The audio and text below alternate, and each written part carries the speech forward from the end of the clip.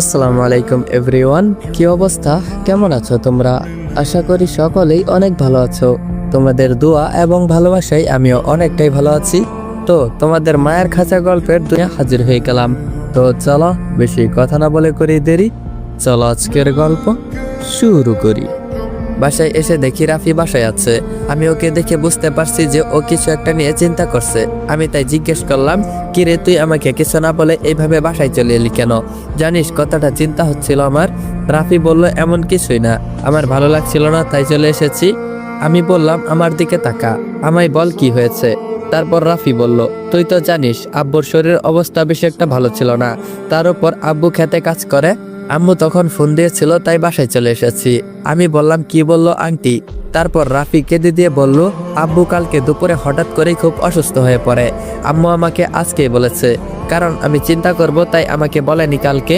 এর আগে আমি কখনো রাফিকে কান্না করতে দেখি নাই। আমি জানি রাফি ওর বাবা মাকে কতটা ভালোবাসে, তাই আমি ওকে বলার মতো কোনো ভাষা খুঁজে পাচ্ছিলাম না। তখনই পাশে খেয়াল করে দেখি রাফির ব্যাগ গোছানো। আমি তাই জিজ্ঞেস করলাম, আমি বললাম, কি রে বাসায় যাবি? রাফি বলল, হ্যাঁ। আমি বললাম, বাসায় যাবি ভালো কথা, এত বড় ব্যাগ নেওয়ার কি আছে? কলেজ ব্যাগে করে কয়েকটা জামা কাপড় নিয়ে গেলেই তো হয়। আমি স্বাভাবিকভাবেই বললাম। রাফি বলল, আমি আর ফিরে আসবো না, তাই সবকিছু গুছিয়ে নিয়েছি। আমি অবাক হয়ে গেলাম আর বললাম, মানে? রাফি আমার কথায় কোনো উত্তর না দিয়ে শুধু হাসছে। আমি বললাম, কিরে তুই হাসছিস কেন? রাফি বলল, আমাদের পড়াশোনা শেষ হতে এখনো কয় বছর বাকি বলতো? আমি বললাম, 4 বছর মনে হয়। রাফি বলল, তাহলে 4 বছর পরে আমি বাড়ি গিয়ে আমি হয়তো আমার আব্বুকেই দেখতে পাবো না। আমি বললাম, এমন কিছুই হবে না। রাফি বলল, আর পড়াশোনা শেষ হবার পরে যে চাকরি হয়ে যাবে এমন তো কোনো কথা নেই, তাই আমি চাচ্ছি না যে আমার আব্বুর টাকাগুলো এইভাবে নষ্ট হোক। রাফি কেঁদে দিয়ে বলল। আমি বললাম, মনে কর তুই এখন একটা চাকরি পেয়ে গেলি, তাহলে তুই কি করবি?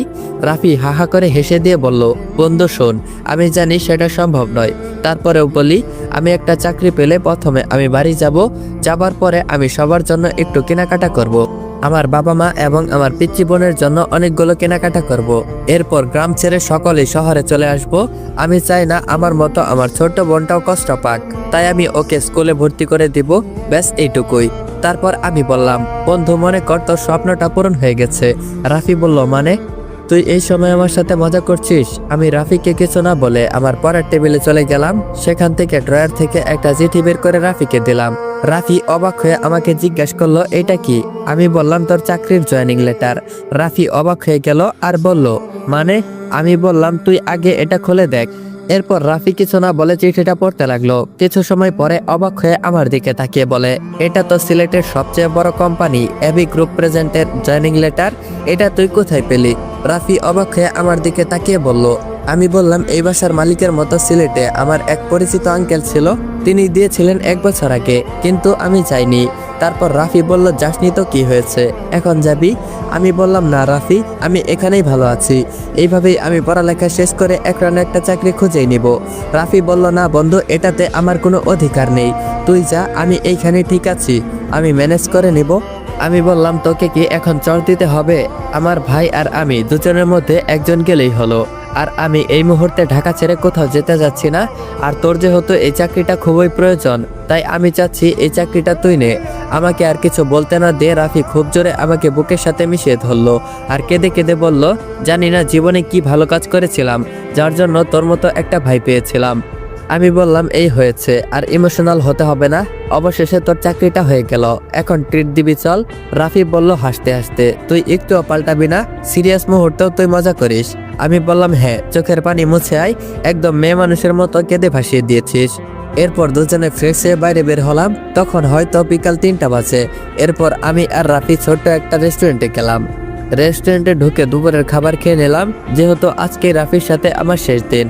মানে আমি চাচ্ছিলাম যে আজকে রাতের মধ্যে রাফিকে আমি সিলেট পাঠিয়ে দিব, যেহেতু আঙ্কেলের শরীর অনেকটাই খারাপ, তাই আমি যত তাড়াতাড়ি সম্ভব রাফিকে অফিসে জয়েন করাতে চাচ্ছি, তাতেই আঙ্কেলের জন্য ভালো। আমি বললাম, রাফি চল, বাস স্টেশনে গিয়ে আমি তোর জন্য একটা টিকিট কেটে আসি। রাফি বলল, আজকে থাক, কালকে সকালে যাব। আমি বললাম, না কালকে না, এখনই, এখন টিকিট কেটে রাতের মধ্যেই তুই সিলেট যাবি এবং কালকে সকালে অফিসে জয়েন করবি। রাফি বলল, কি বলিস, এত তাড়াতাড়ি? আমি বললাম, হ্যাঁ, কিন্তু রাতে আমি গিয়ে থাকবো কোথায়? তার চেয়ে বরং সকালেই যাই, একটা কোনো ব্যবস্থা করা যাবে। আমি বললাম সেটা নিয়ে তোকে চিন্তা করতে হবে না, আমি সব ব্যবস্থা করে দিব। রাফি বলল তুই কিভাবে এত কিছু ব্যবস্থা করবি? আমি বললাম তুই আমাকে বিশ্বাস করিস না? রাফি বলল আমি সেটা বলি নাই। আমি বললাম ওকে তাহলে চল। এরপর আমি আর রাফি বাস স্টেশনে গিয়ে একটা টিকিট কেটে নিলাম, কিন্তু রাফির মুখের দিকে তাকিয়ে দেখি ওর মুখটা কালো হয়ে আছে। তাই আমি জিজ্ঞেস করলাম, আমি বললাম কিরে তোর মুখটা এরকম কালো করে রেখেছিস কেন? রাফি বলল যেতে ইচ্ছে করছে না, তোর সাথে দীর্ঘ 4 বছরের পরিচয়, একসাথে থাকা, খাওয়া, আনন্দ মজা করা, একসাথে বই পড়া, কিভাবে বলবো এইগুলো? আর সবচেয়ে বড় কথা, তোকে আমি কিভাবে একা ফেলে যাই এইখানে? তোকে দেখে রাখবে কে? না না, আমি তোকে এখানে আমার সাথে নিয়ে যাব, ওখানে একটা কলেজে ভর্তি হয়ে যাব। আমি বললাম পাগল নাকি? আরে আমি তোকে এখানে চিন্তা করতে বলেছি নাকি? আমি ঠিকই মানিয়ে নিব, আমার অভ্যাস আছে। রাফি বলল না আমি যাব না। আমি বললাম তোকে এখন মারবো আমি। রাফি বলল ভাই কেন যাচ্ছিস না? খুব কষ্ট হচ্ছে। আমি বললাম আরে পাগল, আমি এখানে ভালো থাকবো, তোকে চিন্তা করতে হবে না। রাফি বলল চুপ, আজকে যেহেতু এইটাই আমাদের শেষ বিকাল, তাই আজকে আমি তোকে চা খাওয়াবো। রাফি বলল ওকে। এরপর আমি আর রাফি দুজনে একটা চা খাওয়ার জন্য দোকানে গেলাম, গল্প করলাম। মোবাইলে তাকিয়ে দেখি সন্ধ্যা হয়ে গেছে প্রায়। আমি রাফিকে নিয়ে বাসায় চলে এলাম, রাফিকে ফ্রেশ হতে পাঠিয়ে দিলাম। রাফির দরকারি সবকিছু গুছিয়ে বললাম। রাফি বলল কি রে সবকিছু গোছানো শেষ?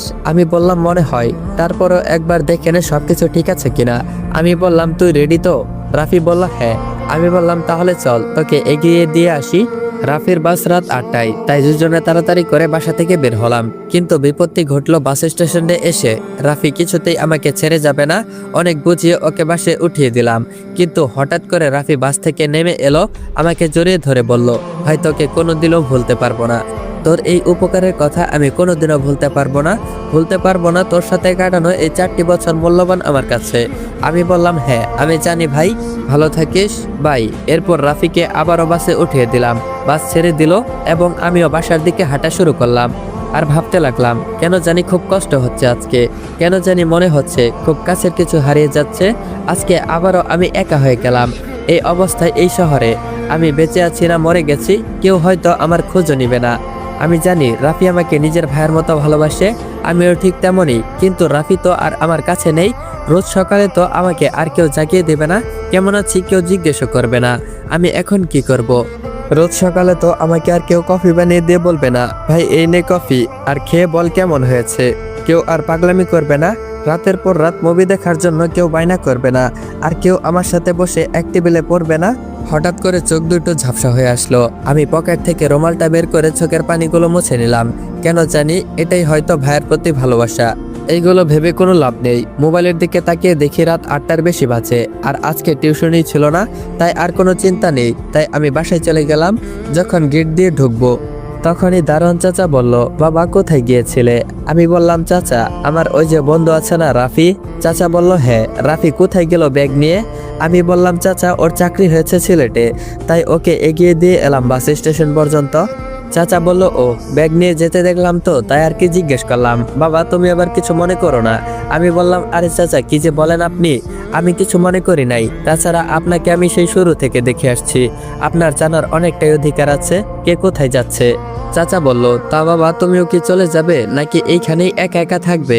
আমি বললাম না চাচা আমি এইখানেই একা থাকবো। চাচা বলল ও আচ্ছা বাবা, আমি বলি কোনো কিছুর দরকার পড়লে তুমি আমাকে বলো কেমন? আমি বললাম আচ্ছা চাচা আমি এখন আসি। এরপর আমি সিঁড়ি বেয়ে ওপরে চলে গেলাম আমার রুমে এসে প্রথমে একটা নাম্বারে কল দিলাম।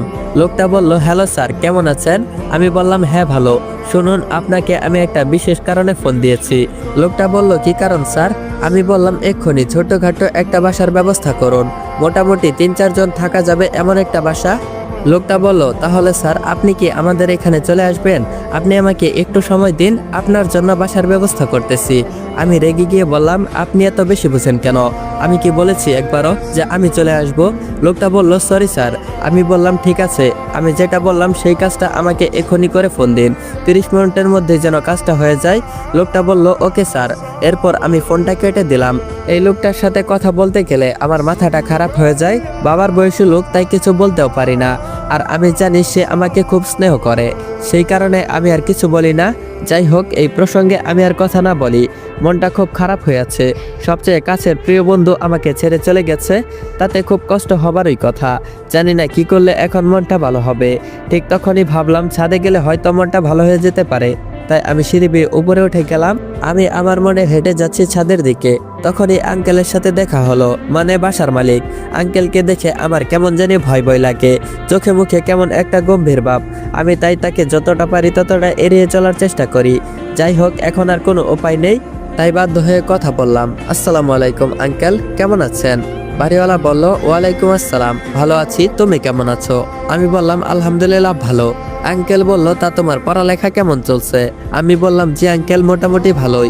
আঙ্কেল বলল, এই অসময়ে আবার ছাদের দিকে কেন যাচ্ছ?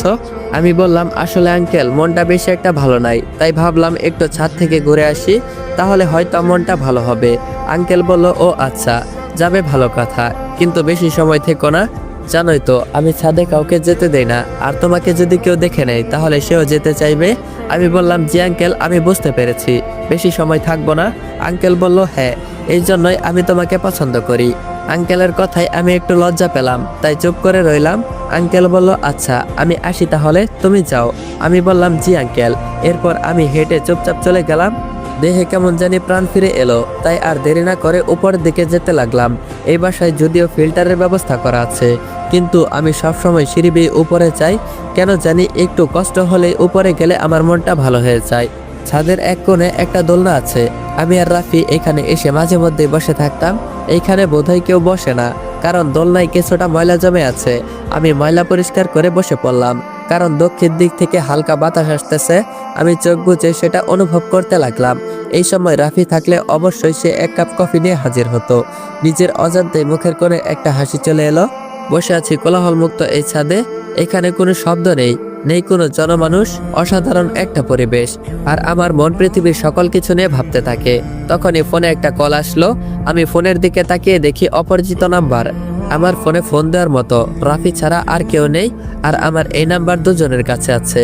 একজন হলো আমার রাফি বন্ধু, আর আরেকজন সেই লোকটা। আমি মনে মনে ভাবতে লাগলাম কে ফোন দিতে পারে। ভাবতে ভাবতে ফোনটা কেটে গেল। কিছুক্ষণের মধ্যে আবারও কল এলো। এইবার আমি কলটা রিসিভ করলাম। ওই পাশ থেকে অচেনা মেয়েলি কণ্ঠ বলল, কি করো? আমি পুরো আকাশ থেকে বললাম, চেনা নাই জানা নাই, সোজা আমাকে বলতেছে আমি কি করি। আমার মনে হয় ভুল নাম্বারে কল করেছে, তাই আমি বললাম, সরি, রং নাম্বার। ফোনটা কাটতে যাব, তখনই মেয়েটা বলল, না, আমি ঠিক নাম্বারেই কল করেছি। কণ্ঠটা কেমন জানি চেনা চেনা লাগতেছে, তাই আমি জিজ্ঞেস করলাম, কে, আর আপনি কি আমাকে চেনেন? মেয়েটা বলল, আমি কে, চিনতে পারলে না? এই কয়েক ঘন্টার মধ্যেই আমাকে ভুলে গেলে? সত্যি আমি বুঝতে পারছি না, কে আপনি? সোজা সোজা বলুন, না হলে আমি কল রেখে দিলাম। রাগী কণ্ঠে বললাম আমি। এমনিতেই রাফির জন্য মনটা খারাপ, তার উপরে এই পেঁচাল। আদিবা বলল, হ্যাঁ, আমি আদিবা। আমি মনে মনে ভাবলাম, ও শিট, আমার তো মনেই ছিল না। আমি তো কাল রাতে আদিবাকে আমার নাম্বারটা দিয়েছিলাম, আর এই জন্যই হয়তো কণ্ঠটা এত চেনা চেনা লাগতেছিল। আদিবা বলল, কি হলো, এবার চিনতে পারছেন স্যার? আমি বললাম, হ্যাঁ, আই এম সরি, আমি আসলে বুঝতে পারিনি তুমি যে এই সময় কল দিবে। আদিবা বলল, কেন, তুমি কি ব্যস্ত নাকি? আমি বললাম, না, ব্যস্ত নাই, আমি ফ্রি আছি, তাই তো বসে আছি। আদিবা বলল, ওহ ভালো। আমি বললাম, হ্যাঁ। আদিবা বলল, তুমি এমন ভাব করলে যে হয়তো তুমি আর কোনো মেয়ের সাথে কথাই বলো না। আমি বললাম, হ্যাঁ, কেন, তুমি জানো না? আদিবা মজা করে বলল, হয়েছে, আর বলা লাগবে না, সব ছেলেদের আমার চেনা আছে, তুমি কোনো ধোয়া তুলসী পাতা নাও।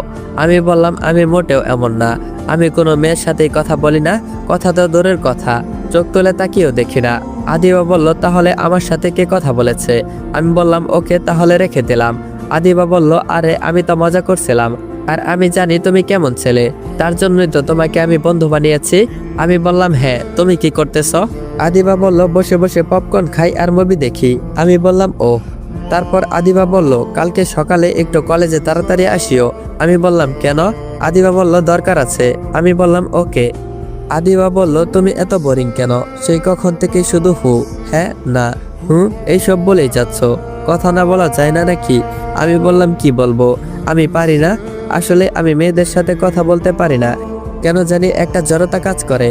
আদিবা বলল, সমস্যা নেই, আমি মানুষ করে দিব তোমাকে। আমি বললাম, কি বললে, মানুষ করে দিবে? হাসতে হাসতে বললাম, কেন, আমি কি মানুষ না নাকি? আদিবা বলল, মানুষ, তবে সেটা শুধু চেহারাই।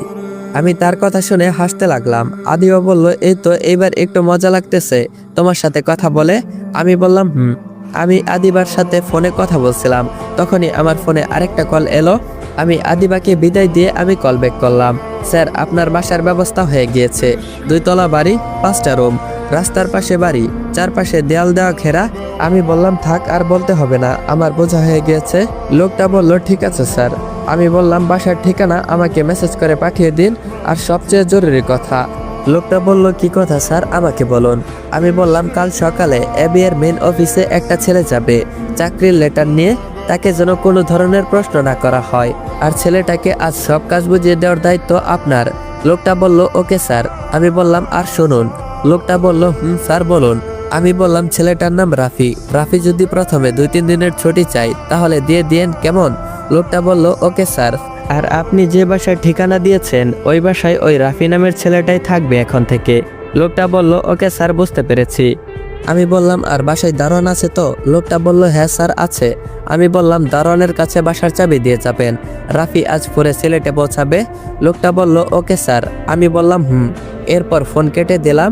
ঘড়িতে তখন রাত 9টা বাজে। লোকটা আমাকে বাসার নাম্বার মেসেজ করে পাঠিয়ে দেয়। এরপর আমি রাফিকে ফোন দিলাম। আমি বললাম, হ্যালো রাফি। রাফি বলল, হ্যাঁ বল। আমি বললাম, তোকে একটা বাসার ঠিকানা পাঠিয়ে দিয়েছি, একটু পরে সোজা সেখানে চলে যাবি। রাফি বলল, ওকে। সেখানে থাকতে হবে নাকি? আমি বললাম, হ্যাঁ। আর বাসায় কেউ থাকে না বুঝলি? রাফি বলল, হ্যাঁ। আর তুই সেখান থেকে গিয়ে দারোয়ানের কাছ থেকে চাবি নিয়ে ভিতরে যাবি, আর পরশুদিন গ্রামের বাড়ি চলে যাবি। আঙ্কেল আন্টি আর ছোটকিকে নিয়ে সিলেটে তোর কাছে নিয়ে আসবি। রাফি বলল, সবই বুঝলাম, কিন্তু বাসা ভাড়া? আমি বললাম, তোকে চিন্তা করতে হবে না, তুই আস্তে আস্তে সব বুঝতে পারবি। রাফি বলল, কিন্তু? আমি বললাম, তুই আমাকে বিশ্বাস করিস না? রাফি বলল, বিশ্বাস করি বলেই তো সিলেট যাচ্ছি। আমি বললাম, ওকে, তাহলে বলছে ফোন করিস আমাকে। রাফি বলল, ওকে। এরপর ফোন রেখে দিয়ে আমি চলে গেলাম আমার রুমে। আসসালামু আলাইকুম এভরিওয়ান, আজকের গল্পের পর্বটা এখানেই এন্ড করা হলো। তো গল্পটা তোমাদের কাছে কেমন লাগতেছে? যদিও গল্পটা তেমন ভালো না, তারপরেও জিজ্ঞেস করতেছি।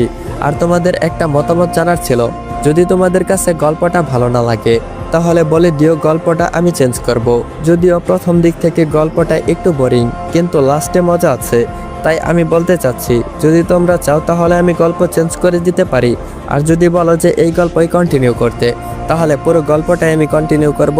আর হ্যাঁ গাইস, এই গল্পের পরবর্তী পর্ব যদি দেখতে চাও তাহলে অবশ্যই কমেন্ট করতে হবে, নেক্সট পার্ট লিখে কমেন্ট করতে হবে। তো তোমরা যারা যারা পরবর্তী পর্ব চাও অবশ্যই কমেন্ট বক্সে নেক্সট পার্ট লিখে কমেন্ট করো। আর হ্যাঁ গাইস, যারা যারা চ্যানেলে নতুন অবশ্যই চ্যানেলটা সাবস্ক্রাইব করে বেল আইকন নোটিফিকেশনটা অন করে রাখবা, যাতে করে নতুন পর্ব আসার সাথে সাথে তোমরা দেখতে পারো। আর আরেকটা কথা গাইস, এই গল্পের পর্বটা একটু ছোট হয়ে গেল। আমি জানি তোমাদের অনেকটাই খারাপ লাগতেছে যে গল্পের পর্বটা ছোট করে দিয়েছি। আমি জানি অনেকেই আছে এরকম, গতকালকেও ভিডিও দিতে পারি নাই, তার জন্য হয়তো তোমরা অনেকটাই রেগে আছো। কিছু করার নেই গাইস, আমি গতকালকে একটু অসুস্থ হয়ে পড়েছিলাম, আর আজকেও একটু ব্যস্ত ছিলাম। তার উপরে শরীরটাও তেমন সুস্থ হয় নাই, যার কারণে গল্পটা পুরোপুরি রেকর্ড করতে পারি নাই। তো যতটুকু রেকর্ড করেছি, যদি তোমাদের কাছে ভালো লেগে থাকে তাহলে অবশ্যই সুন্দর একটা কমেন্ট করে যাবা। আর যারা যারা পরবর্তী পর্ব পেতে চাও তাহলে অবশ্যই সুন্দর করে নেক্সট পার্ট লিখে যাবা। তো দেখা হচ্ছে পরবর্তী পর্বে, ততক্ষণ পর্যন্ত সবাই ভালো থাকবা, সুস্থ থাকবা। আল্লাহ হাফেজ।